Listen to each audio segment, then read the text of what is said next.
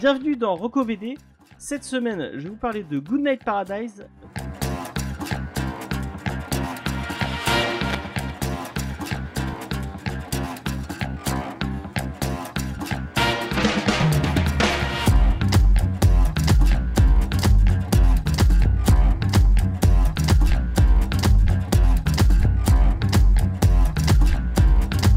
Donc je vais vous parler de Good Night Paradise, qui est un titre sorti chez Panini Comics et qui est sorti aux US. Je crois que c'est TKO si je dis pas de bêtises. L'éditeur, si je dis une bêtise, je vous le dirai dans le, je vous mettrai en annotation.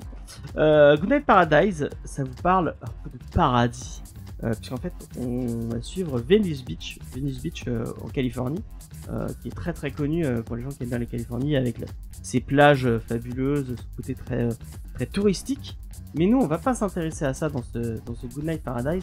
On va s'intéresser plutôt à ce qui est derrière tout ça. Et on va suivre Eddie, qui est un sans-abri qui vit sur Venice Beach. Et en fait, on va découvrir un peu son monde au travers de cette BD. Et il va arriver quelque chose d'un peu spécifique à Eddie. C'est qu'en fait, en fouillant dans les poubelles, il va tomber sur le cadavre du sans-abri. Et ça va un peu le traumatiser, et il va un peu suivre l'enquête par les flics, et l'enquête va être un peu bâclée, et du coup lui, comme il a été traumatisé par ce découverte d'un cadavre, il va enquêter un peu de son côté, et on va suivre, je vous laisse découvrir un peu ce qui arrive à cette, en fait, ça va retracer la vie de cette jeune femme, et en même temps sa vie à lui. Et c'est un comics très touchant, qui parle un peu de cette vie cachée derrière Venice Beach, qui est pas facile, qui est un peu crade, qui est un peu, c'est la vie des SDF quoi.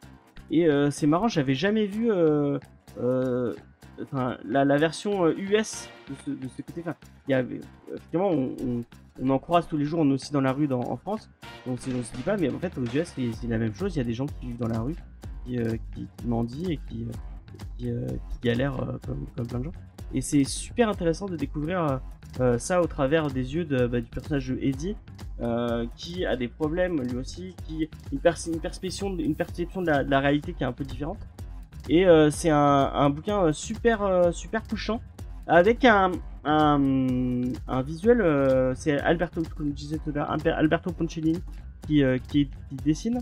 Et il y a un petit côté un peu poisseux, c'est beau, et en même temps il y a un petit côté poisseux. Moi ça m'a fait penser à un jeu vidéo qui s'appelle Hotline Miami. Si vous avez déjà joué à Hotline Miami, je pense qu'il y a ce côté poisseux un peu à la Hotline Miami, qui peut-être vous parlera, qui du coup se passe un peu dans le même état d'esprit. Enfin, c'est à Miami, il est censé faire beau, c'est tout est bright, mais non, la vie en fait elle est plus crade que ça.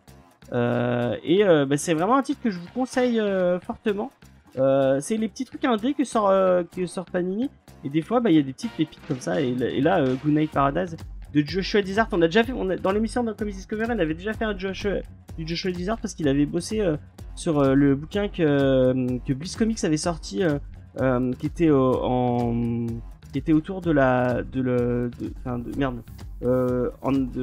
comment on mange en Afrique. Enfin, il y a tout un truc autour des émigrés, je sais pas comment ils appelaient c'était pour le World Food Programme, et s'appelait We4. Enfin, je sais, j'ai plus le titre en nom, je vous le mettrai de tout, mais c'était un super de titre sur comment les réfugiés de guerre mangeaient, pouvaient accéder à la bouffe, et comment ils vivaient.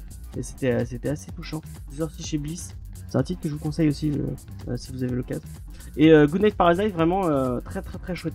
Moi j'ai été très touché par cette histoire, et très touché par ce titre.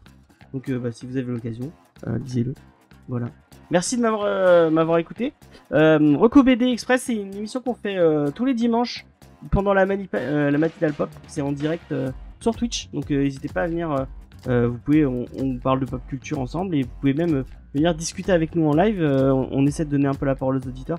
Donc si vous avez envie de venir discuter avec nous, bah, c'est tous les dimanches à 10h sur Twitch. Moi je vous donne rendez-vous pour une prochaine. Et merci de m'avoir écouté. Bye bye.